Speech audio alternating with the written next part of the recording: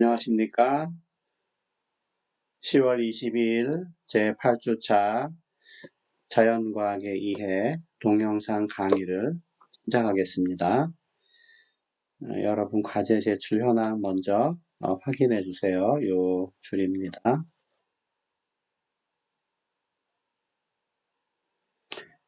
혹시 이상이 있으면 메일로 문의해 주시기 바랍니다.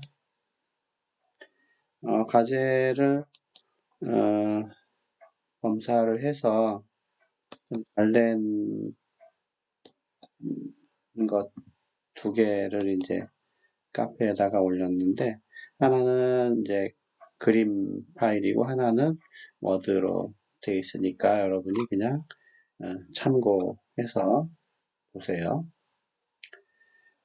평소에 별로 다루지 않던 그 숫자가 큰 계산을 이제 하게 되는데, 그러기 위해서는 계산기를 꼭 이제 써야 되겠죠. 세제곱도 하고 막 그러려면.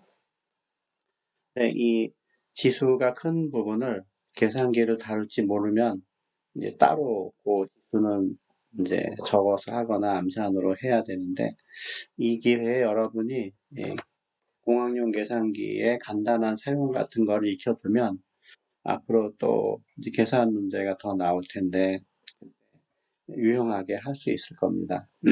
참고로 이제 내가 폰에서 사용하는 계산기는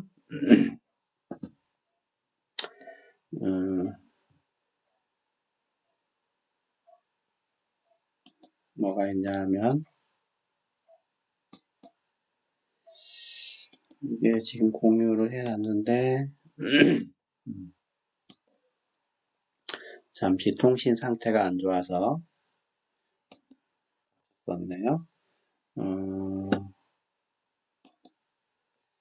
요 그 하이퍼 사이언티픽 캘큘레이터라고 하는 요렇게 생긴 계산기가 있는데, 이건 안드로이드에서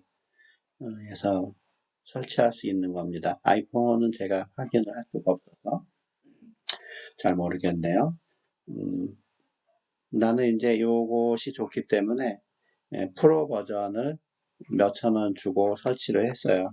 여러분은 뭐 프로를 설치할 필요는 없고 그냥 이거를 무료로 설치하면 상단에 광고가 뜨면서 아마 실행이 될 것 같습니다.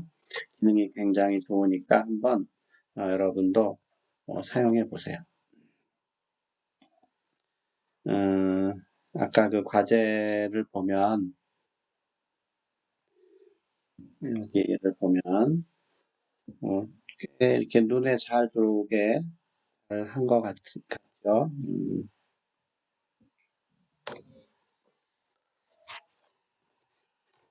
환산인자를 앞부분에 잘 써서 사용을 했어요. 보니까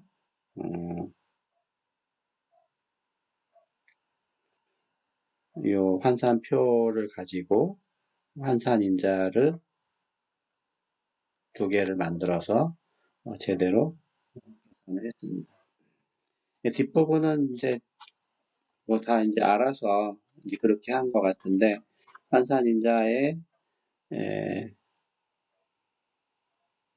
환산인자라고 하기보다 중간에 단위를 좀 첨부하지 않아서 약간 조금 2% 모자란 듯한, 이런 반지름을 주어진 단위를 센티미터로 바꿔서 이제 여기를 계산하면 여기가 센티미터가 들어가니까 이 세제곱 센티미터가 될 겁니다. 그러면 여기 세제곱 센티미터가 있어서 단위가 약분이 되면서 g으로 됐겠죠. 뭐 당연히 암산으로 이제 1000으로 나누면 이렇게 되지만 곧바로 이어서 여기다가 킬로그램과 그램 사이에 환산인자를 이렇게 곱하면 자연스럽게 g이 약분이 되고, 계산을 하면 이렇게 나오겠죠. 이 숫자 고려하면 이렇게 될 겁니다. 또 파일로 제출한 학생 거를 보면 이렇게 되어 있는데, 이제 계산기 사용을 하면 이제 편한 여러분에게 좀 보여주려고 하거든요. 그래서 이 부분, 이제 밀도를 파운드 퍼 이제 세제곱 피트의 세제곱으로 바꾸는 이 과정을 계산기가 있다고 하면 이제 이렇게 되겠죠. 5.52 곱하기 0.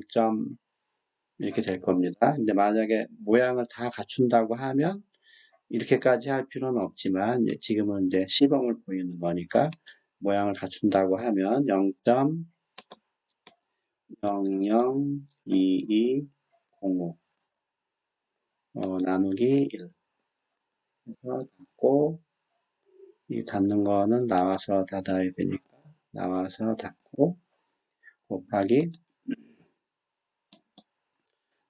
또 분수 형태를 빌려서 1 분모는 0.0328 0.0328 0 밖으로 나와서 닫고, 이게 세제곱이니까 곧바로 기수의 세제곱으로 하면 344.678903 이렇게 이제 나옵니다. 이 숫자 3개까지 하면 6을 반올림해서 345 이렇게 되겠죠. 자, 여기도 보면 아까 부피를 계산을 해 놨는데 부피 나오는 부분 이제 여기도 한 번 더 할게요. 자, 부피는 공식은 이제 여러분이 알았다고 치고 3분의 4 곱하기 여기 보면 파이가 있죠. 파이 곱하기 6379 6379의 세제곱 이렇게 나옵니다. 그러면 숫자가 이게 이제 너무 커서 잘 읽히기 어려우니까 이걸 이제 과학적 표시법으로 읽는다고 하면 이 세 번째 줄이 이제 과학적 표시법이죠. 사이언티픽 1.09 곱하기 10의 12제곱이다. 근데 이 숫자 3개인데 이제 4개로 하고 싶다. 그러면 이제 설정에 들어가서 정밀도 부분에서 과학적 표시법의 소수점을 3자리, 원래 1의 자리가 하나 반드시 포함되게 되어 있으니까 이렇게 하면 이제 과학적 표기법으로 했을 때 1.087 곱하기 10의 12제곱에서 이 숫자가 나옵니다. 역시 계산은 여기를 이제 부피를 세제곱 센티미터로 하기 위해서 알아서 10의 15 제곱을 곱했는데 이 계산기에서 좋은 점 중에 하나라고 하면 이 파이를 이제 상수 이 기호를 입력을 했죠. 그래서 파이로 답이 표시가 되기도 하고 파이를 알아서 계산을 숫자로 바꿔서 계산한 것도 입력이 되고 자기가 원하는 대로 표시가 가능해요. 뭐 그런 좋은 점이 있다 하는 거예요. 이렇게 식도 나오고 하여튼 여러 가지 형식의 결과도 알 수 있고요. 여러분도 한번 이게 무료니까 이 자연과학의 이해를 듣는 동안에는 한번 사용해 보시기를 권장을 해 봅니다.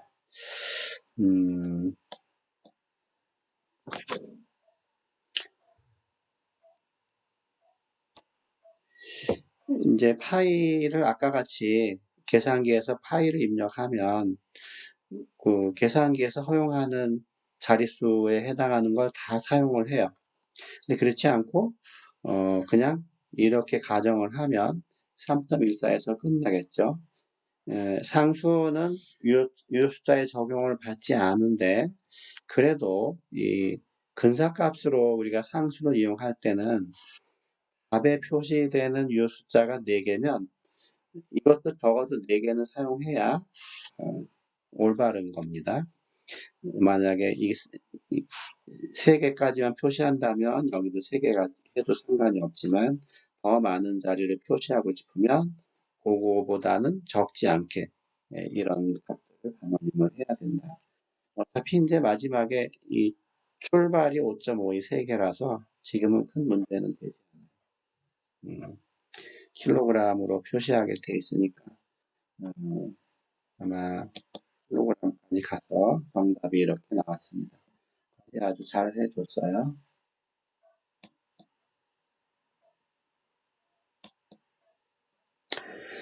그래서 이제 한산인자를 이용해서 단위를 바꾸는 좀 복잡한 그 단위들도 자연스럽게 바꾸는 거를 지난 시간에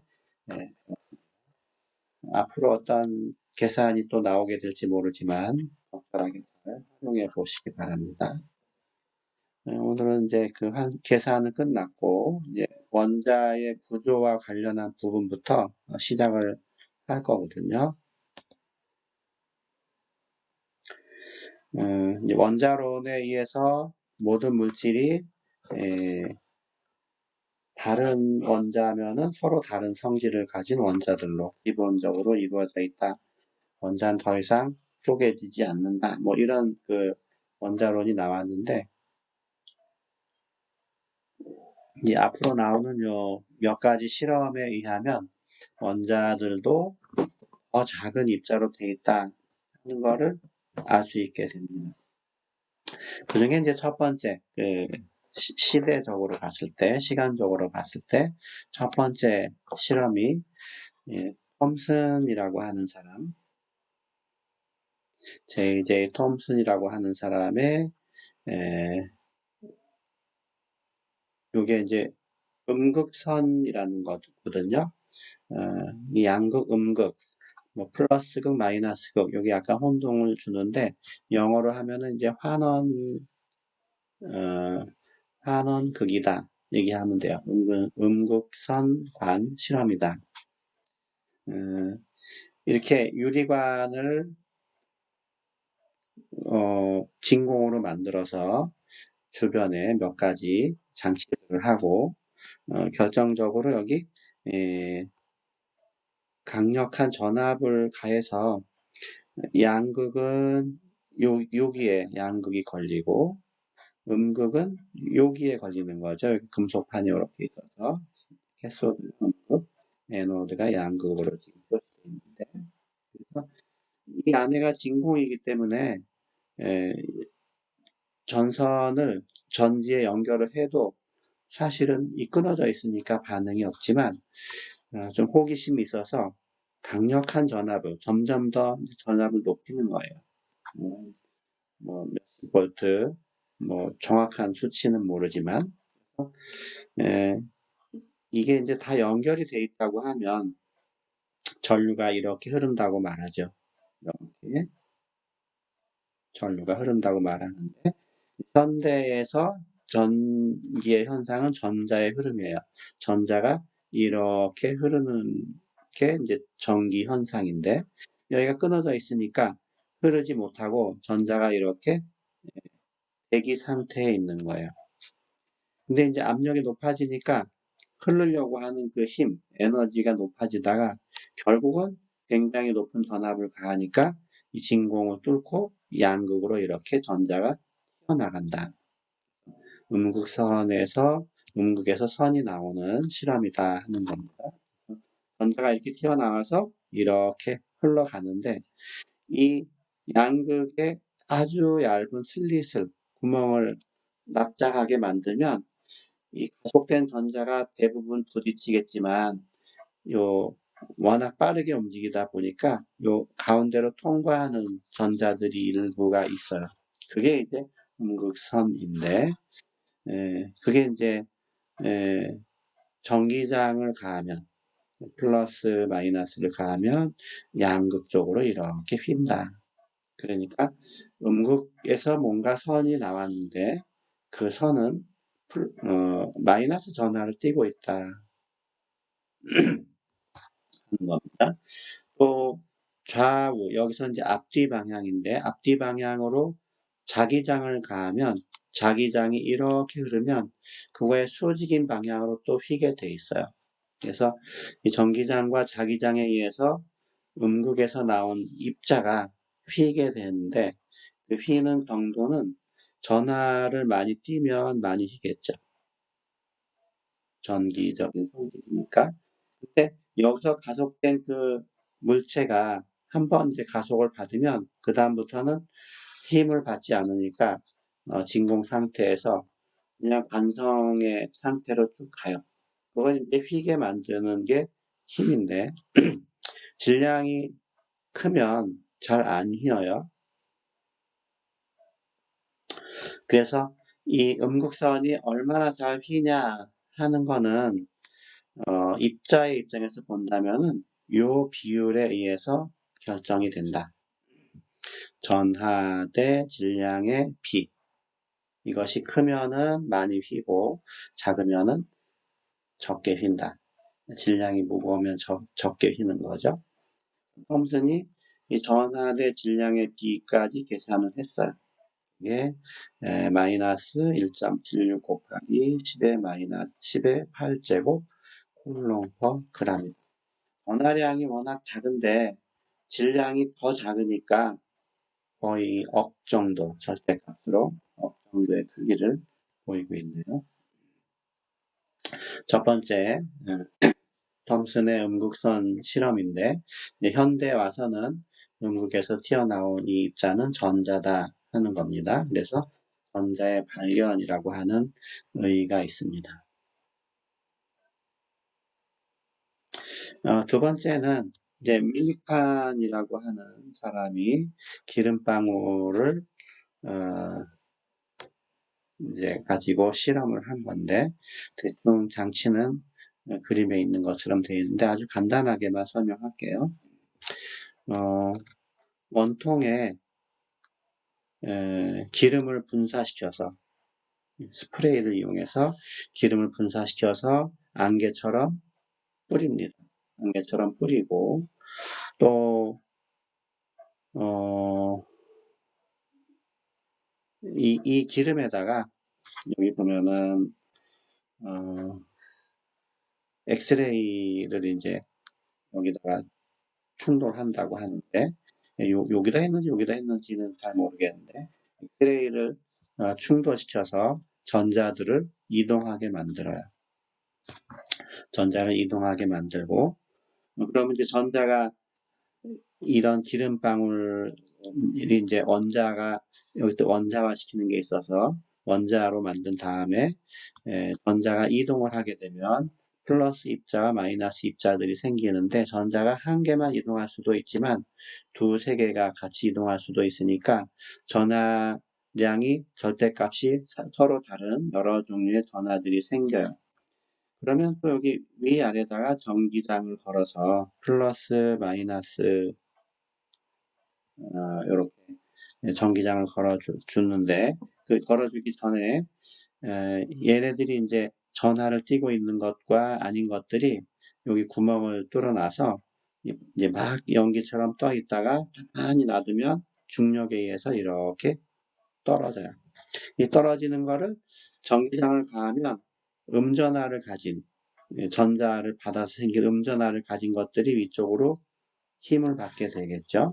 그때 이제 그 전기장의 세기를 잘 조절을 해서 이제 기름 원자의 질량도 고려를 해서 현미경으로 보면서 이 입자들이 내려오는 것이 전기적인 힘을 받아서 올라가게도 할 수 있는데 이 전기장의 세기를 잘 조절하면 중력과 전기력이 평형을 이뤄서 가만히 공중에 떠 있게 만들 수가 있습니다. 그걸 이제 현미경으로 관찰을 하는 거예요. 그때 가해진 전기장을 보고 이 입자가 가지고 있는 전하량을 계산하는 거예요. 이제 몇 가지 입자들에 대해서 전하량을 계산했더니 이렇게 나왔어요. 전하는 전자가 이동해서 생기는 건데 이때 얘네들의 최대 공약수를 생각해 보니까 2네요. 그렇죠? 최대 공약수를 보면 요게 이제 전자 한 개에 의해서 이동된 전하다 생각을 할 수 있습니다. 이거는 2개, 3개, 4개, 3개 이렇게 되겠죠. 그래서 물론 이제 실험 값이니까 딱 떨어지진 않겠지만 하여튼 좀 정밀하게 계산을 해서 전자가 이동해서 생긴 전하량 중에 가장 작은 수, 최대 공약수를 찾아서 그 값이 전자 하나의 이동에 의한 전하량이구나. 이렇게 이제 계산을 하는 겁니다. 전자를 받았으면 여기 지금 이제 마이너스가 될 텐데. 그러니까, 앞에서는 톰슨이 전하 대 질량의 비를 계산했죠. 전하량과 질량을 나눈 값이 나왔는데, 전하량이 여기 이렇게 입력이 되는 거예요. 그러면, 계산을 해놓은 예, 분자 부분이 10의 마이너스 19승이고, 결과는 10의 8제곱이니까, 이게 굉장히 큰 거죠. 그쵸? 요게 27제곱. 이 정도 돼야 10의 마이너스, 10의 8제곱 정도 아닌가요? 10의 마이너스 27제곱 정도 돼야 이 정도 나오겠죠. 그래서 계산을 했더니 이 분모 부분 전자의 질량이 9 곱하기 10의 마이너스 28제곱입니다. 27제곱이라고 했는데 대신 앞자리가 그래서 전자의 질량을 앞의 실험과 밀리컨의 실험을 연결을 해서 계산을 한 결과로 공로를 인정받아서 노벨상을 받았다. 그래서 밀리컨이 한 업적은 전자의 전하량을 측정을 했다. 그것 때문에 전자의 질량도 계산이 됐다 하는 거예요. 전자의 질량을 이제 계산을 했는데 그때까지 알려진 원자들 중에 가장 가벼운 게 수소 원자인데 수소 원자보다도 한 1800분의 1 정도로 가볍다 하는 게 이제 전자의 질량입니다. 다음 실험은 이제 러더포드의 실험인데 그 이전에 간단한 방사선에 대한 정체를 알아야 설명을 할 수 있으니까 방사능이 있는 물질을 납으로 이렇게 만든 위험하니까 납으로 만든 용기 안에 두고 이제 방사능이 있는 물질은 방사선을 끊임없이 방출을 하는데 우리 몸에 치명적이기 때문에 이렇게 밖으로 못 나가게 납으로 된 두꺼운 납으로 된 용기에다가 넣어요. 그리고 한쪽만 이렇게 방출을 허용을 하면 이제 여기서 계속해서 방출이 되는 그 방사선들이 또 호기심이 있게 위아래다가 전기장을 가해주면 전하를 띄고 있으면 반대 전하 쪽으로 휘게 되니까 어떤 것은 그 음이온 쪽으로 이렇게 휘고 어떤 것은 여기 전기장 양극 쪽으로 이렇게 휘고 어떤 것은 그렇지 않고 그냥 영향을 안 받고 하는 세 종류의 방사선의 흐름이 관찰이 됐다. 그래서, 얘는 당연히 양이온을 띄겠죠. 음극으로 휘었으니까. 얘는 음이온, 음전하를 띄고 있고 감마는 전하를 띄지 않는 거예요. 나중에 알고 보니까 이 알파선이라고 하는 거는 헬륨의 원자핵이에요. 원자핵은 이가 양이온이죠. 질량은 4짜리인데 질량은 중요한 게 아니고 가벼운 플러스 2의 전하를 가지고 있는 입자다. 전자 2개의 전하량과 절대값이 같은 거예요. 베타선은 알고 보니까 전자가 튀어나오는 거였어요. 전자의 흐름. 그러면 감마선은 이거는 입자가 아니고 얘는 그냥 요즘 말로 하면 빛이죠. 빛. 과학에서 말하는 전자기 복사 또는 전자기 복사선 전자기 복사파 얘기를 해요. 빛 전파 이런 식으로. 근데 이 빛은 이제 진동 그 파동의 성질이 있는데 진동수가 엄청 많다고 해야 되겠죠. 진동수가 엄청 큰 빛이에요. 그래서 에너지도 다른 거에 비해서 높고 투과력도 강해요. 이 감마선이 이 납으로 만든 이 벽을 어느 정도 두께를 뚫고 나갈 수 있습니다. 알파선이나 베타선은 그렇게 투과력이 없어요. 그런 세 종류의 방사선이 있다. 그래서 이제 우라늄 화합물, 이제 우라늄 중에 방사능이 있는 우라늄이 있으니까 우라늄 화합물을 가지고 실험을 하는데 우라늄에서 헬륨과 전자와 빛이 어떤 패턴을 가지고 방출이 되면서 우라늄이 이제 다른 물질로 다른 원소로 변하다가 최종적으로 납으로 변하지. 여러 단계의 과정을 거치는데 그 단계마다 이 알파, 베타, 감마 중에 몇 가지 어떤 그 선들을 방출을 하는 겁니다. 알파선이 헬륨의 핵이다 하는 게 여기서는 이제 다음 단계에서 필요한 내용이에요.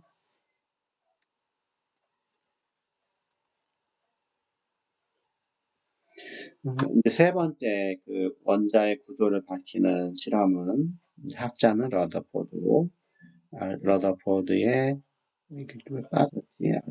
알파선 스캐터링 실험이다. 아까처럼 알파선을 이렇게 직선으로 흐르게 하는 흐름을 얻은 다음에 사전에 이런 장치를 하겠죠. 목표물을 아주 얇은 금박을 만들어요. 알루미늄 호일 같이. 그리고 이제 알파선을 충돌시키는데 이 금은 여러분이 원자량을 찾아보면 꽤 커요.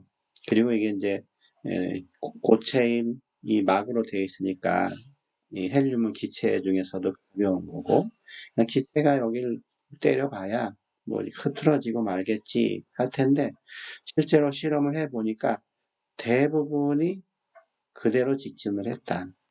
일부는 약간 휘었고 더 작은 일부는 아주 많이 휘었다. 거의 되돌아오는 것도 있다. 이게 불투명한 금박인데 왜 기체가 여기를 자유스럽게 통과를 했을까? 예상하지 못한 결과를 얻은 겁니다. 근데 이거를 해석을 이제 어떻게 하느냐? 요 금박의 금 원자들이 이렇게 어떤 일정한 배열을 하고 있다면 원자들의 유효한 크기가 있겠죠. 그 크기를 이렇게 구로 표시한 거예요.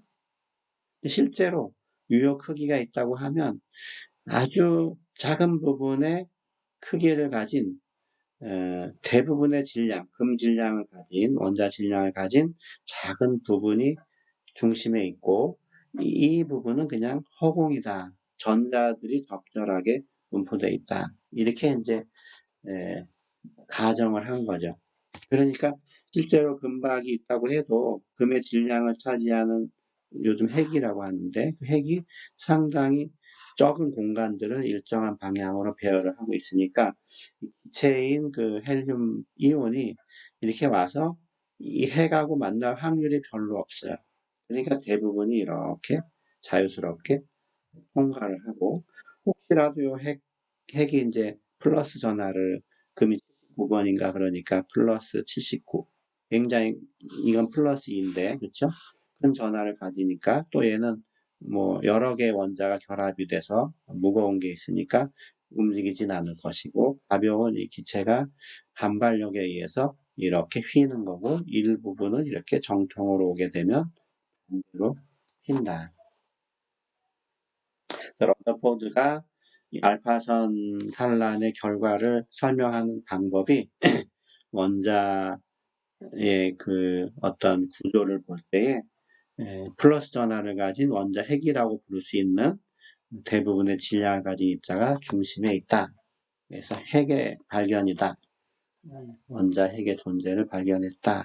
하는데 여기가 있습니다. 좀 더 비유를 들자면, 원자의 여기선 지름이 되겠네요. 그쵸? 지름이 10의 마이너스 10제. 그럼 이거는 10나노메타. 이 정도 되는데. 핵의 지름은 10의 마이너스 15제곱이에요. 이거는 뭐 피코로 해도 1000피코 정도 될 것 같은데. 하여튼 이 원자 크기의 10만 분의 1 정도죠. 네, 경우 5개니까 그 정도로 원자 핵은 작다. 지금은 뭐 눈으로 보이기 위해서 크게 그려놓은 겁니다. 원자의 크기가 이만하다고 하면 원자 핵의 크기는 요만하다 비유로 들은 거죠.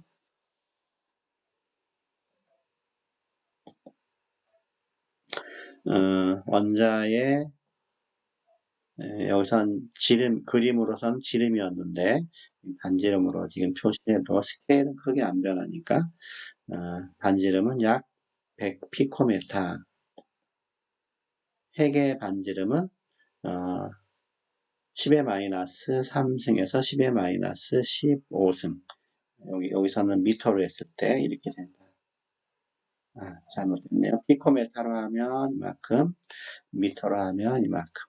그래서 전부 10의 5승분의 1 정도 크기를 가진다 하는 거예요. 그 다음에 이제 하나가 더 발견이 되는데 핵에는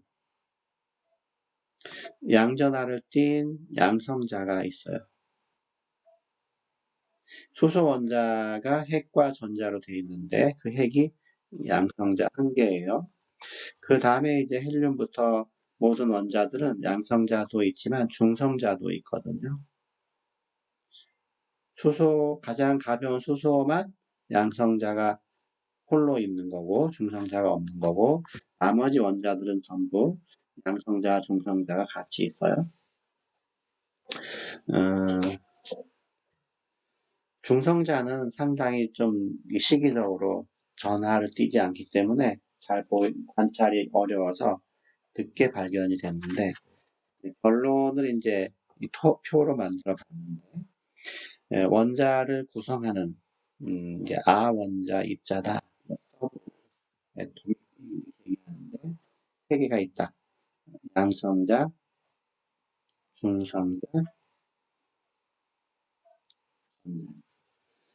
양성자, 중성자는 핵을 이루고 전자는 핵의 외부에 있다.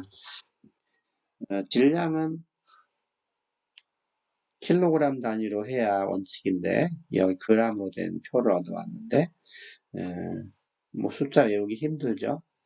이쪽에 지수도 너무 작아서 그래서 이 작은 입자들의 질량을 원자 질량 단위라고 해서 AMU로 표시하기도 해요. 원자 질량 단위예요. 그랬더니 양성자는 1.0071, 중성자, 전자. 뭐 정밀하게 한다면 6개의 숫자가 여기 있겠지만 뭐 그렇게 정밀하게 안 해서 소수 첫째 자리까지 하고 싶다. 그러면 어차피 뒤에가 작으니까 뭐 첫째 자리나 소수를 없애나 큰 이 표시의 부분은 없으니까 양성자는 1AMU, 중성자도 1AMU, 전자는 0이에요. 전하는 아까 이제 밀리컨 실험에서 얻었는데 1.602 곱하기 10의 마이너스 19승 쿨롱인데 전자는 음이온, 양성자는 양. 이것도 표시하기가 힘든데 얘는 그냥 전자 한 개의 단위를 기본 단위로 하면 전자는 1, 음이온이니까 마이너스, 양성자도 1, 똑같으니까 이렇게 표시를 합니다. 우리가 어떤 원자를 얘기할 때 만약에 산소 원자 그러면 이 산소 원자에는 양성자, 중성자, 전자 8개, 8개가 있어요. 이렇게 중성일 때. 그러면 이 원자의 질량은 얼마냐? 질량은 이제 이쪽이나 AMU 단위나 그람 단위로 표시하면 되지만 너무 숫자가 복잡하니까 AMU 단위로 표시하면 양성자는 한 개씩, 중성자도 한 개씩 1이니까 개수만 더하면 되겠죠. 전자는 무시해도 되니까. 이때 질량이 16이에요. 단지 개수만 더해도 되기 때문에 이거를 질량수다. 질량이라고 해도 되는데 어떤 산소는 8개, 9개, 8개가 있어요. 이때는 질량이 17이 되겠죠. 여기에서는 16이었는데 그래서 같은 산소라고 해도 질량이 다를 수가 있어요. 산소다라고 하는 것은 양성자가 8개인 거를 산소라고 하는데 같은 산소지만 앞에서는 질량이 16이고 뒤에서는 17이니까 이걸 구분 지어야 될 때는 좌측에 위첨자로 표시를 합니다. 원소 기호를 쓰고 좌측 위첨자로 이걸 질량수라 그래요. 양성자의 개수가 표시될 필요가 있다 그러면 좌측 아래에다가 표시를 해요.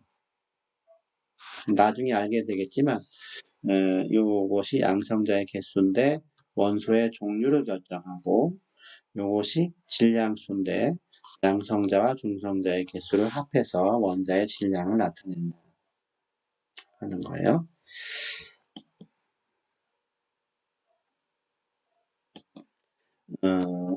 앞에 화면에는 아주 예전에 사용되던 웅스트롬이라는 단위가 있는데 원자 직경을 아마 참고해서 표시한 것 같아요. 1웅스트롬은 10의 - 8제곱, 10의 - 10제곱미터 그런 내용이 있고요. 요건 한 번 더 필요한 부분만 설명을 했죠. 그래서 우리는 원자 질량 단위라는 걸 쓰면 원자 질량 단위는 탄소를 기준으로 한 상대 질량인데 각각의 양성자, 중성자, 전자의 질량이 이렇게 되고 전자 하나의 전하량을 기본 단위로 했을 때 양성자와 전자, 중성자는 0, 전하량이 이렇게 된다. 앞에서 말한 대로 원소 기호를 쓰고 양성자의 개수를 표시하는데 그거를 원자 번호라고 한다. 양성자의 개수예요. 원자 번호라고 하는데 이게 이제 결국은 원소의 종류가 돼요. 정체성이 되는 거죠. 무슨 원소냐 이렇게.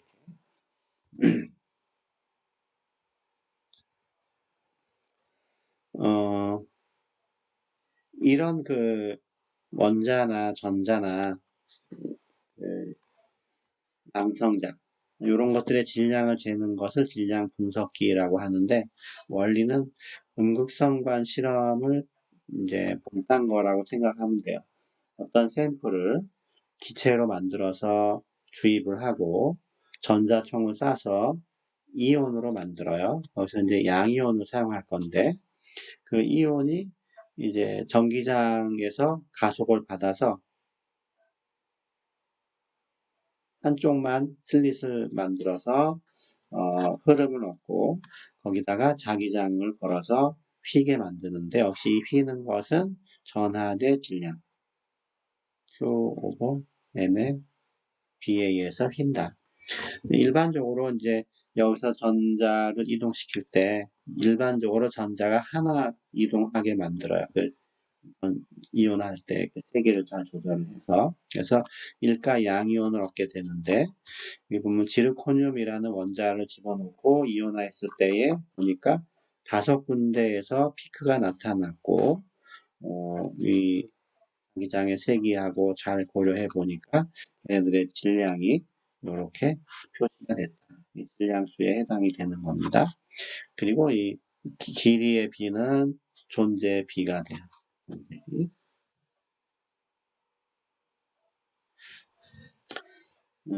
요게 이제 간단하게 설명을 할 텐데 아까 말한 대로 원소라는 것은 양성자 개수에 따라서 원소가 달라진다. 양성자가 다르면 원소도 다르다. 양성자 개수가 그 원소의 종류를 결정하기 때문에 매우 중요하다. 양성자의 개수를 원자 번호라고 한다 하는 얘기예요. 일반적으로 중성의 경우에는 양성자의 개수나 전자의 개수나 같겠죠. 예, 전자가 이동을 해서 이온이 됐다면 달라지겠지만, 그래서 원자 번호가 양성자의 개수인데 주기율표를 참고해 보면 세 가지가 있는데 여기 표시되어 있는데 원자 번호가 이렇게 나왔다는 얘기는 양성자의 개수도 역시 똑같은 숫자다 하는 겁니다. 물론 이건 어려운 내용은 아니고요. 그래서 동위원소의 표시는 원소 기호에다가 양성자, 중성자를 합해서 왼쪽에 질량수, 아래쪽에 양성자의 개수로 표시되는 원자 번호를 적는다. 예를 들어서 BR 35에 80이다. 그러면은 보면은 양성자의 개수는 여기에 있으니까 35개, 원자 번호, 중성자의 개수는 양성자, 중성자를 합해서 80이니까 빼보면은 45개. 전자는 여기 아무 표시가 없으니까 양성자와 같이 35개. 원자 번호는 양성자 번호니까 35번. 질량수는 좌측 상단에 있는 80. 만약에 여기 마이너스라는 이 전화 표시를 하면 마이너스라는 전화 표시가 있다면 이렇게 그러면 뭐가 바뀌나요? 전자의 개수가 외부에서 하나 왔으니까 36개다. 알아서 수정을 해주면 되겠죠.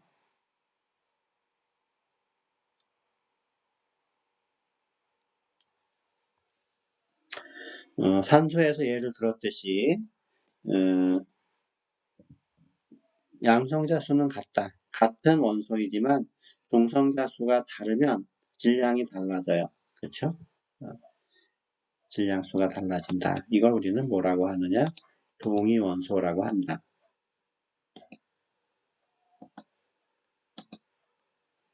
동위원소라고 한다 하는 거고요.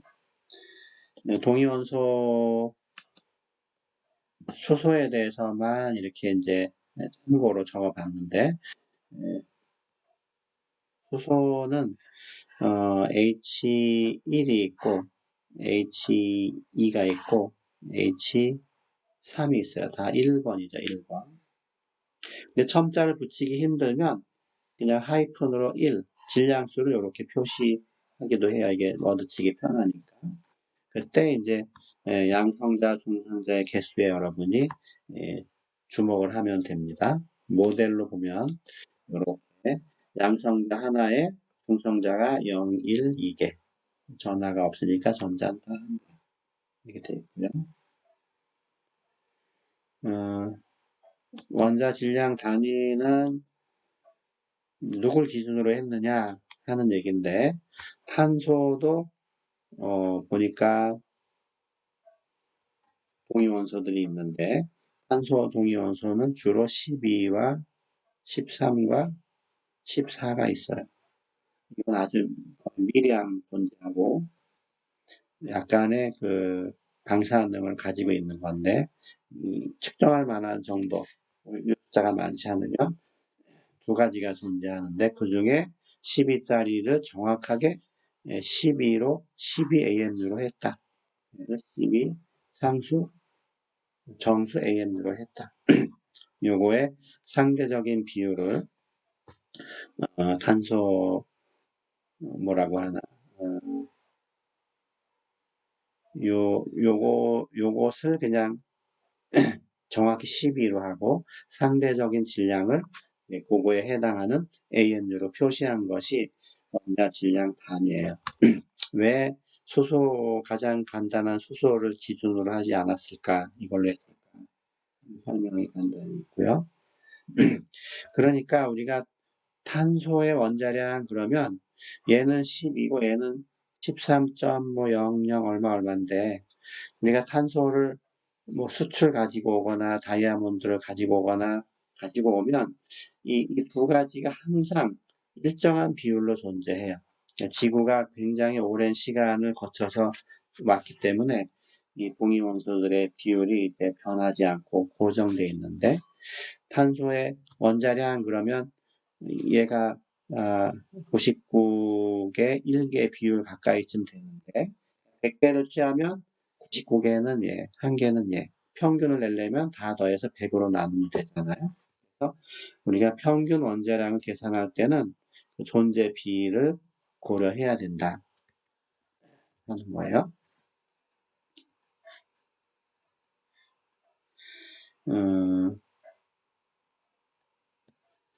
탄소에 대해서 한 번 더 설명을 했습니다. 얘는 상수 12, 정수 10이고 상대적인 질량들이 있는데 요 비율을 고려해서 평균을 내면 주기율표에 있는 그 값이 나와요. 12.011. 계산은 어떻게 하면 될까요? 뒤에 그거까지만 설명을 하고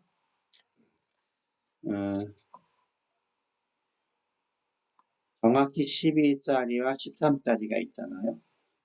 13짜리가 있으니까 평균을 내기 위해서는 11짜리와 13짜리를 존재 비율을 고려하면 돼요. 그래서 12.0000 곱하기 비율로 계산을 하면 되거든요. 98점 더하기 1.11 곱하기, 아니지, 얘는 더하기 13.0034 곱하기 100분의 1.1. 퍼센트가 아니라 비율로 계산을 하면 아까 보여줬던 13. 얼마? 0. 0. 얼마였죠? 12점. 3 넘을 수가 없죠. 상식적으로 12.011 AMU가 된다.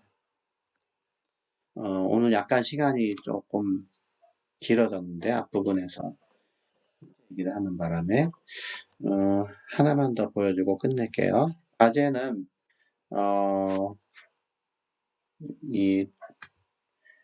이게 시간이 길어지면 또 작업하는데 또 더 시간이 걸리니까 과제는 카페에다가 올릴게요.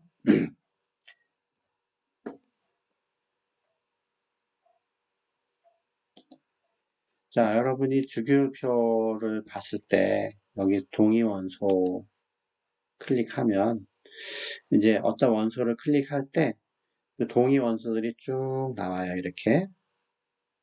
그렇죠? 이렇게 나오면 이건 여러분이 뭐 볼 일은 별로 없을 것 같아요. 그러면 걔를 움직이면서 이쪽에 이제 동위원소 표시법이 있고 그냥 하이픈으로 표시할 수도 있다 그랬죠. 여기 보면 퍼센트가 나와 있고 반감기가 나와 있어요. 그러니까 이 7짜리는 뭐 그냥 세컨드니까 별로 그렇게 아주 짧은 시간, 순식간에 사라진다 생각하면 돼요. 그래서 요 부분을 이제 마우스로 움직이면서 관찰을 해보면 퍼센트까지 여러분이 좀 정보를 알 수 있는데 이 수소만 간단히 보여줄게요. 수소는 질량 1짜리는 반감기가 없어요. 안정한 거기 때문에 방사능이 아닙니다. 질량 2짜리도 반감기가 스테이블하다 그랬죠. 질량 3짜리는 12.312년이에요. 그 다음부터는 이제 4짜리부터는 피코 세컨드로 단위가 되니까 별로 이렇게 안정하지 않다. 핵 반응할 때 순식간에 존재했다가 사라지는 거다. 우리가 이제 수소의 동위원소 그러면 그래서 안정한 1, 2, 3짜리만 얘기를 합니다. 나머지는 핵 반응하는 사람들이 이제 하는 거고요. 오늘 수업은 여기까지 하고요. 과제는 평균 원자량 계산과 관련된 어렵지 않은 것, 동의원소 표시법과 관련된 것 중에 어렵지 않은 걸 할 테니까 카페를 보시고 숙제를 해서 제출해 주시기 바랍니다. 수고하셨습니다.